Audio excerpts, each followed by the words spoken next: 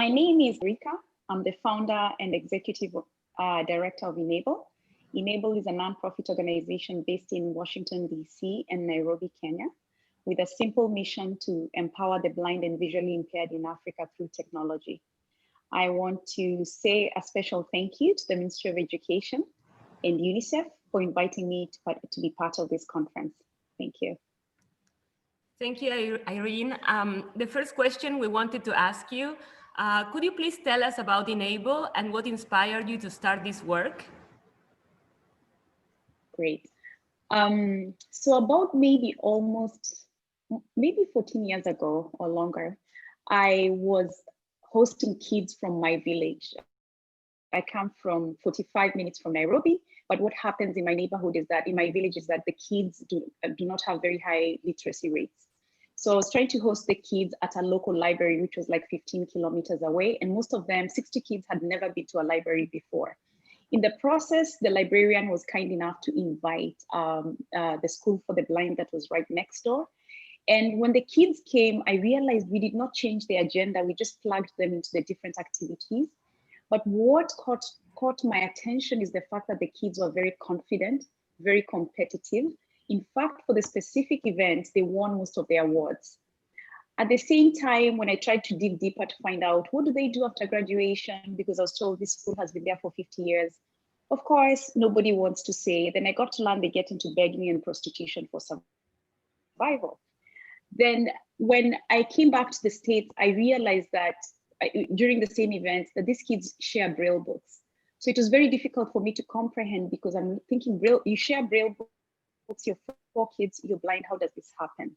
So when I came back to the States, I think I could not forget the experience. So I knew nothing about the blind and I started doing some research, and finally I got in touch with someone who was helping me gather a lot of Braille books and stuff like that.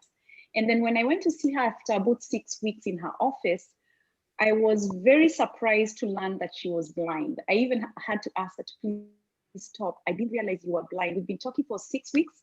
You've been sending me very long emails with information about blind people. So I wanted to learn more. How do you survive in an office? Who sent these emails to you? And everything I asked, she said myself. So I went to visit her office, and that was my aha moment with technology, because I realized for someone with a disability or for someone who's blind, if they have technology, they can survive like anybody else. And from there, I was able to get my friends to donate $3,400. And we partnered with the school that I met in Nairobi, and we established our first computer program for blind children at Thika Primary School for the Blind. And from there, we enrolled 100 students. First Forward 2020, we're in 6 schools for the blind in Kenya. We've enrolled more than 8,800 students. On a regular year, we have more than 1,000 students enrolled because in the 6 schools. And our goal is really to scale the program across Kenya to make sure that every blind student who's going to school has access to technology and skills training, and hopefully eventually in Africa and other parts of the world. Thank you, Irene. I was wondering, in your opinion, why is ICT so important for children with disabilities, particularly in an education context? So ICT, when I think of ICT, I think of it as a tool, as an enabling tool. If you remember, I just mentioned that when I met blind students, I learned that they actually share Braille books. 4 or more blind students share Braille books. And Braille books are very expensive. But Braille is a very important tool as well for blind students to learn how to read and write. So, but what was happening is the schools were not able to afford the cost of Braille. At the same time, Braille is very bulky, so students couldn't carry Braille around. So think about it this way. Braille is a tool for communication, meaning that students with disabilities, whether they are deaf, blind, with learning disabilities, they can access information. It creates a sense of independence. They can read any books. They can communicate, which is very, very critical. Because for the blind students and teachers that I met at this school, one of the challenges they had is if they had to read a newspaper, one of the teachers told me she had to get a friend to read one passage. The next day, another friend will read another page, and the next day another page. So by the time they're reading a full newspaper, it's like 2 or 3 weeks later. But today, if you come to our programs, you'll find students online. They can read New York Times, they can read Nation newspaper, they can read anything on BBC. So you're giving people freedom to access information and become independent. And that's what happens. Students become creative, they learn, and they're able to at least explore their full potential. Okay. Can you tell us a bit about the challenges that you encountered and how you overcame them? So there are so many challenges in this space. And I'll start with the first one. The first one is that one of the challenges we experienced is that the schools, the education system in Kenya, from when we started off, they did not recognize computer education or computer literacy as critical to children with disabilities. So mainstream schools did have computer education, but schools for students with disabilities did not. So with that, we had to work with schools to find time in the evening or over the weekend to train the students. Please remember, all we do is train the students on basic computer skills, because without basic computer skills, it doesn't matter how many books, how much content you provide. If the students with disabilities do not have the right skills to learn the devices, to learn how to handle the devices. For a blind student, it takes a long time to just learn how to use the keyboard alone by itself.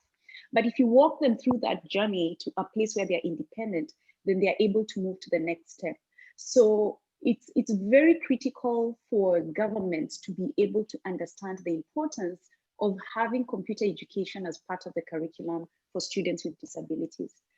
Another major issue that is still an issue right now is funding agencies, donor agencies, all these big organizations that invest a lot in education.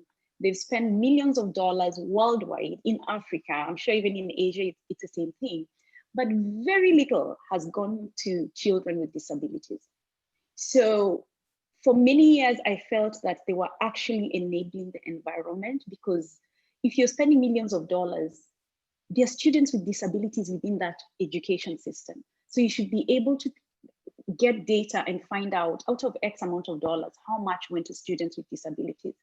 So I think that's going to change now. It hasn't changed yet, by the way. There's still very little investment. I know right now many people are investing in education, in disability, but the disability has gone more to employment and policy. But if you come to where they're children, there's no investment. So that's another issue, is where funding agencies, donor agencies need to commit to investing in children with disabilities, because they're the future of disability. If you don't invest in the children, 5 years from now, they'll come to join your employment program, but they will not qualify because they don't have the skills. Then another challenge we found was donor emphasis on hardware. We found that some donors, we were not the first people to bring technology to the schools for the blind, but we were the first ones to succeed. But the reason we succeeded is because we brought the full ecosystem, from the training to the internet, to working with the teachers, with the principal, the Ministry of Education. But what was happening was donors were coming in and donating all this hardware, but they invest nothing on the training, on the skills training. And that's where the problem was coming in. So I think it's important for donors, for governments, for all of us to realize that we have an impact in the type of donations we make or the type of projects we invest in when it comes to special needs. And that when we make the investment, it's good to have the full ecosystem together and bring in the right partners to at least help us succeed. Can you tell us a bit about the success stories that you want to share with us? Yeah, so I have many success stories, but there's one that still touches me because it's sort of my long-term vision. I remember about 4 years ago, we got some laptop donations. There were about 30 laptops. And when it came to the April holidays, when kids go home for 4 weeks, we told the school principal that we wanted to give at least a group of 10 kids only. We wanted to do a pilot project and give 10 laptops to 10 students to take home. So I remember that conversation didn't go very well because the principal said there is no way, if these students cannot even be given a stylus and slate, and stylus and slate are what they use, it's like a pen and a paper for you to be able to write as a blind person. How can you trust them with a laptop? So I remember the school said they will not participate, but they gave us the blessings to proceed, which we did. And I said, I'm willing to take the risk to lose 10 laptops and learn what's going to happen. So what was fascinating was that my team, we have a team of amazing instructors who actually work on the program. We were able to design the project in a way that we were able to keep in touch with the students and with their parents and everything. And what was interesting is during the first week, when the parents came in, we trained them as well. And before they went home, we gave them our contact information. So during the first week, we were receiving a lot of phone calls. And then after the first week, everything died. So now it was my instructors trying to follow up to find out, are you sure you don't have problems? But what ended up happening is it was a very successful program. As you can imagine, the fear was that the devices were going to get damaged or we were going to lose the devices, damaged or they were going to get stolen. As you can make a guess how many of them got damaged and how many got stolen. 0. The students brought the laptops back. They had read all the books we had downloaded and the content we had downloaded for them. And for some of the kids, one of the kids told me, in the village where he comes from, other kids were coming to see this miracle from heaven, where a blind student can use a laptop while nobody else in the village can use a laptop.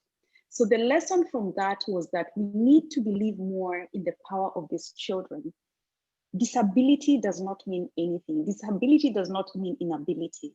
So sometimes you may find the disability is really with us who we think we have no disability and we're really helping, because the students had what it takes and they were able to bring the laptops home back to school in perfect condition.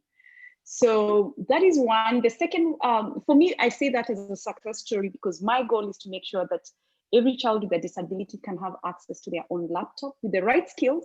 They can have a laptop with as many books as they want. They can take notes, they can access the internet, because with that, we will have given them the freedom. We'll have given them the freedom to explore the world just like anybody else.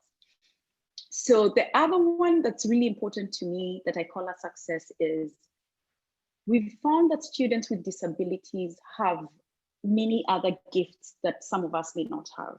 So currently we do have a group of 10 students who graduated from high school, and we are training them to be the next generation of developers. And so far in the last 1 year, even when COVID hit, we give them the laptops to take home, and they're doing extremely well. They're learning HTML, they're learning JavaScript. And to me, this means that they're going to be unstoppable. So, and the opportunities are, I would say, the sky is the limit for them. So, and that's the power of technology. Amazing stories, Irene. Are there any lessons learned from your experience with children with disabilities that could be applied to the Timorese context from an education perspective?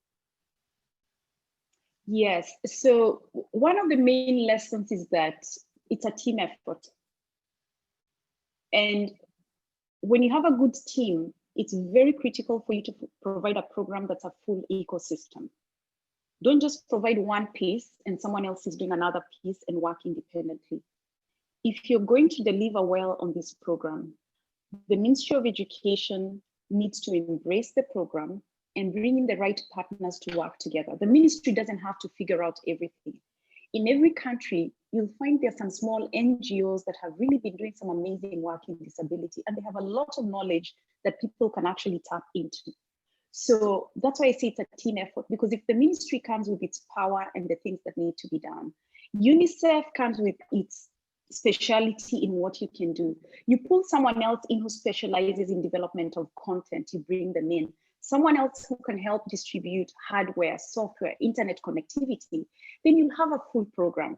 And when you have a full program, you can implement it in a way that it's beneficial to the students and you can be able to get the results that you want.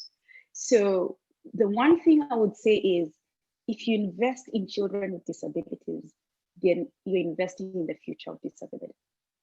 And it's a win. Finally, Irene, I'd like to invite you to give some final comments to the audience at the conference, and also to greet the audience. Thank you. Thank you. Children and people with disabilities out of the equation for a very long time. We've designed products, we've delivered, and we say we are serving everybody. But if you want to succeed, make sure your programs have people with disabilities in them, whether it's educational projects, whether it's employment, whether it's higher education. Anything you do has to be led by people with disabilities.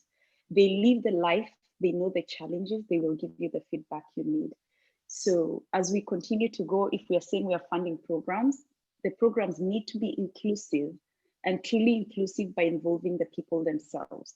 So I would say that let's make sure the people with disabilities are at the forefront of these programs because they will help us a lot. Thank you.